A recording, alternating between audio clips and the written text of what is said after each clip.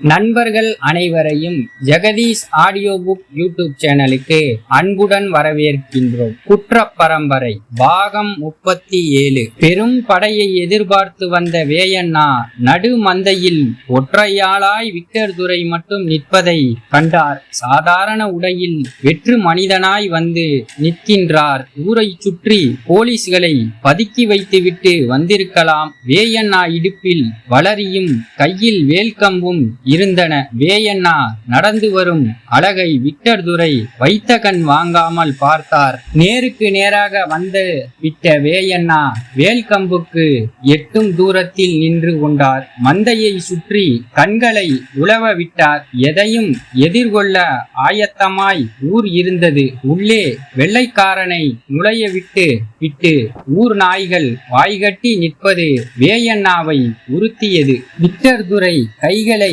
பின்னால் சேர்த்து கட்டிக்கொண்டு நிமிர்ந்த வாக்கில் மிஸ்டர் வியண்ணா என்று வாயெடுத்தவர், மன்னியுங்கள், உங்கள் பெயரை சொல்லி கூப்பிட எனக்கு வயது போதாது.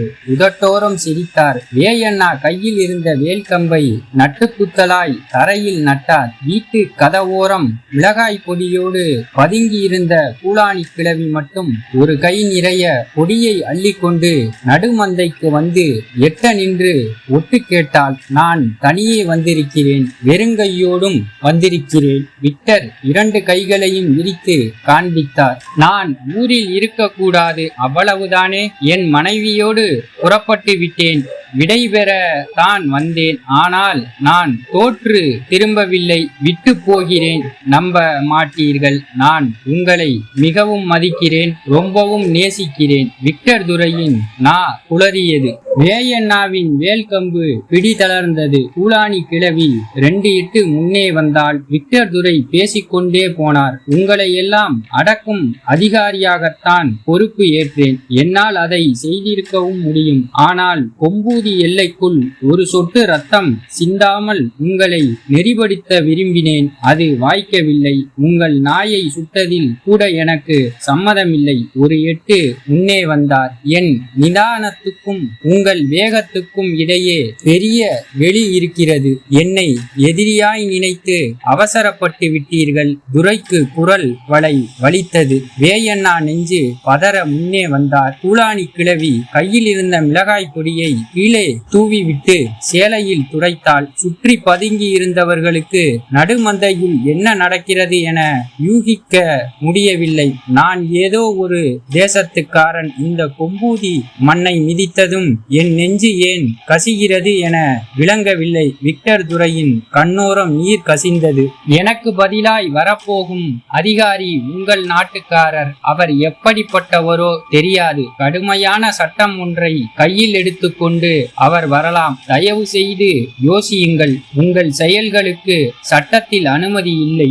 ஒரு உயிர் கூட பலியாகாமல் கொம்பூதி மக்களை காக்க உங்களால் தான் முடியும். நான் வருகிறேன். விக்டர் துரை திரும்பி நடந்தார். வேயண்ணா செய்வதறியாது தடுமாறினார். 4 எட்டு நடந்த விக்டர் துரை கடைசியாக ஒன்று ஊரை விட்டு என்ன விரட்ட கையாண்ட முறைதான் மிகவும் வேதனை அளிக்கிறது. கண்ணீரோட அவர் சொல்லி முடிக்கவில்லை. வேல்கம்பு கை நழுவ வேயண்ணா விக்டர் துரையை கட்டி பிடித்து கொண்டார். பேச நான் எழவில்லை. தம்பி வெள்ளைக்கார துரை, உன் மூஞ்சியிலே எரியவா இந்த மிளகாய் பொடியை நாங்க இடிச்சு வச்சிருந்தோம். வந்த வேகத்தில் தன் விரலில் ஒட்டி இருந்த மிளகாய் பொடியை விக்டர் துரையின் நெற்றியில் திலகம் இட்டால் பதுங்கி கிடந்த கொம்பூதி சனம் ஒவ்வொன்றாய் வெளியேறி நடுமந்தையை நோக்கி வந்தது. ஊமையன் அறிவேலு உச்சி மரத்தில் இருந்து சரசரவென கீழே இறங்கினான். டேய் கருப்பு காதலா, எப்போ வந்தே?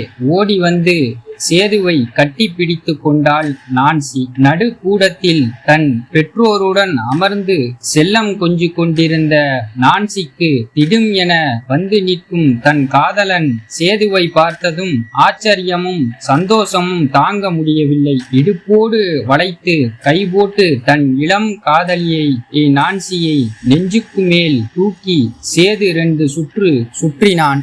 ஏய் சேது, வர்றேன்னு ஏன் முன்கூட்டியே சொல்லலே? சொல்லியிருந்தால் கன்னத்தில் கை வைத்து காத்திருப்பாய். கொஞ்சம் தாமதமாய் வந்திருந்தாலும் முகத்தை திருப்பிக் கொள்வாய். திடுக் என வந்தால்தான் இப்படி ஓடி வந்து கட்டிப்பிடித்து இன்னும் இறுக்கி நான்சியை சேது இறுக்கினான். சேதுவின் நெஞ்சுக்கு மேலிருந்தபடி வெட்கப்பட்டாள். நான்சியின் வெள்ளைக்கார பெற்றோர் ரசித்து சிரித்தனர். சேது, போலீஸ் பயிற்சி எப்படி போகிறது? கடினமாயிருந்தாலும் சந்தோஷமாக இருக்கிறது அங்கிள். நான்சியை தூக்கி சுற்றுவது போல். ஏய், நான் என்ன அவ்வளவு குண்டா? சேதுவின் தலையில் நான்சி 2 கைகளாலும் குத்தினாள். நான்சியை கீழே இறக்கி விட்டவன் நீ குண்டா ஒல்லியா என்று தூக்குகிறவனுக்கு அல்லவா தெரிகிறது. கைகளை உதறி மூச்சிரைப்பது போல் பாவனை செய்தான். மறுபடியும் சேதுவின் நெஞ்சில் குத்தி சினுங்கினாள். அப்பா, துப்பாக்கி சுடுவதில் இந்த திருடன் தான் நம்பர் 1 கடிதம் எழுதியிருந்தான். கண்களை அகல விரித்தாள். நான்சியின் அப்பா பின்னே இருக்காத என் மகள் நான்சியையே குறிவைத்து காதல் வலையில் வீழ்த்தி.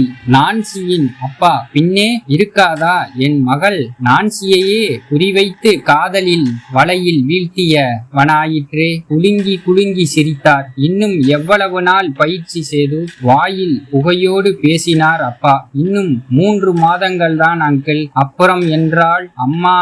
அப்புறம் எங்காவது ஒரு காவல் நிலைய பொறுப்பு ஏற்க வேண்டும். அப்புறம் கண்கள் நெளிய கேட்டாள் நான்சி. அப்புறம் நான்சியை நெருங்கி கொண்டே நகர்ந்தான் சேது. பின்னால் நகர்ந்து கொண்டே பாருங்கள் அப்பா என்றவள். அம்மா, கல்யாண அவசரமெல்லாம் இந்த முரடனுக்குத்தான், எனக்கில்லை. சேதுவை பார்த்து கள்ளக்கண் சிமிட்டினாள். சரி சேது, நீ ரொம்பவும் அவசரப்படுகிறாய். என் மகள் நான்சிக்கு அப்படியெல்லாம் ஒன்றும் இல்லை. எனவே நீ வேறொரு பெண்ணை பார்த்து கொள் போ சொல்லிவிட்டு அப்பா ஓரக்கண்ணால் பார்த்தார். அப்பா, சேதுவை இறுக்கி கட்டி கொண்டாள் நான்சி. அம்மாவும் அப்பாவும் விழுந்து சிரித்தார்கள். அதிகாலை மையிருட்டில் விக்டர் துரை தன் மனைவியோடு பெருநாளியை விட்டு கிளம்பும் போது யாருடனும் கை குலுக்கவில்லை.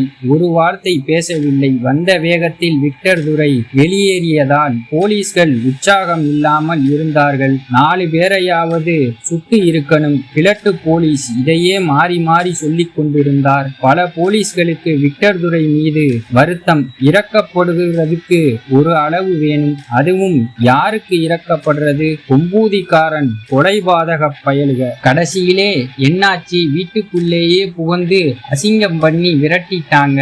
என்ன நடந்துச்சு? யாரு கண்டது? துரைசாரின் அம்மா அரை நொடி இந்த ஊரிலே இருக்க மாட்டேன்னு கிளம்பிட்டாங்க. ஓஹோ, கதை அப்படி போகுதா? ஊருக்குள்ளே எங்கும் இதுதான் பேச்சு. வெள்ளைக்கார துரையையே விரட்டின கொம்பூதி ஆளுகள் எந்த நேரமும் பெருநாளிக்குள்ளே நுழையலாம். அவங்க கோபம் எல்லாம் நம்ம மேலேதான். போலீஸ்களை நம்பி மோசம் போயிட்டோம். அரற்றி கொண்டிருந்தார்கள். புதுசா வர்ற அதிகாரி எப்படியாம்?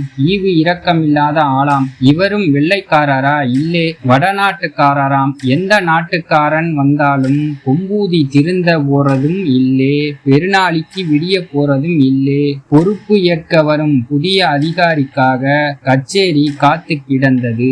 போலீஸ்கள் விரைப்பான உடை அணிந்து பளபளப்பாய் இருந்தார்கள். வெள்ளைக்கார சார்ஜென்ட் கொம்பூதி பற்றி முழு விவரங்களோடும் கூடுதலான பரபரப்போடும் காத்திருந்தான். கொம்பூதி காரியத்தில் முட்டி குனிந்த வலி முகமெல்லாம் படர்ந்து இருந்தது. போலீஸ்களுக்கு மத்தியில் உரசி போட்டால் தீப்பிடிக்கும் அளவுக்கு கொம்பூதி நினைப்பு உஷ்ணமேற்றி இருந்தது. பக்கத்து போலீஸின் காதோரம் புதுசா வர்ற துரை பேரு என்னவாம்? கிழக்கு போலீஸ் கேட்டு வைத்தார். இன்ஸ்பெக்டர் பகதூர் சொல்லி முடியவும் தெருவழியே குதிரை சாரட் வரும் சத்தம் கேட்டது. எல்லா போலீஸ்களும் அணிவகுத்து துப்பாக்கி மரியாதைக்கு ஆயத்தமாய் நின்றார்கள். ஓங்கலான குரலில் உத்தரவிட தருணம் பார்த்து சார்ஜென்ட் நிமிர்ந்த வாக்கில் நின்றார். ரத்தம் ஒழுகும் பல்லிடுக்கில் மனித கறி சிக்க தலையை சிலிப்பிக் கொண்டு ஒரு காட்டுப்பன்றி கச்சேரி வாசலுக்குள் நுழைந்தது. இந்த கதை தங்களுக்கு பிடித்திருந்தால் எங்க சேனலை லைக் பண்ணுங்க, கமெண்ட் பண்ணுங்க, சப்ஸ்கிரைப் பண்ணுங்க. தொடர்ந்து உங்க ஆதரவை எங்க சேனலுக்கு கொடுங்க. நன்றி.